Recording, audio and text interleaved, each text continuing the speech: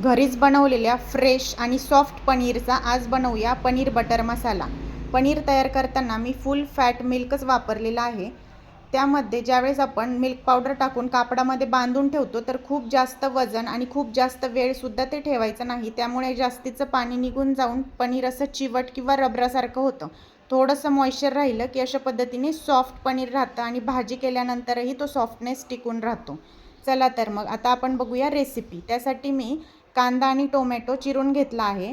आलं लसूण वाटण्यासाठी काढून घेतलेला आहे।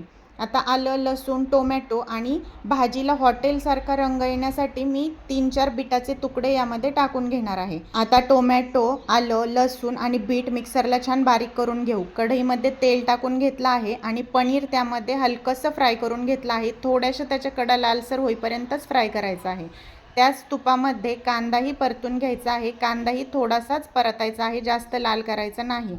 आता टाकूया काजू आणि काजूही त्यामध्ये शॅलो फ्राय करून घेऊयात। आता हे सर्व मिश्रण मिक्सरमध्ये छान बारीक करून घ्यायचं आहे।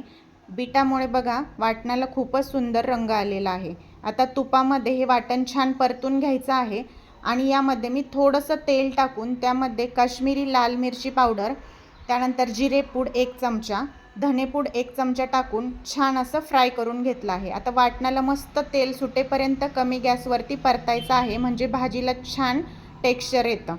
आता यामध्ये मी थोडंसं पाणी घालून घेतलेलं आहे। ही भाजी तशी थोडी दाटसरच असते, त्यामुळे जास्त पाणी घालायची गरज नसते।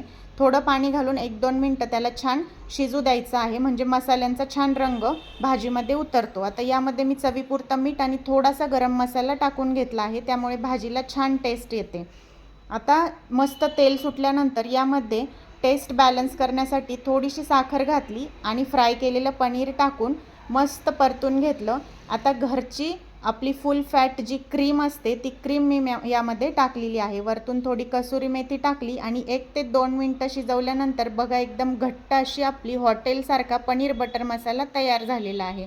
दिसायलाही सुंदर, टेस्टलाही सुंदर आणि अतिशय सॉफ्ट। नक्की ट्राय करा।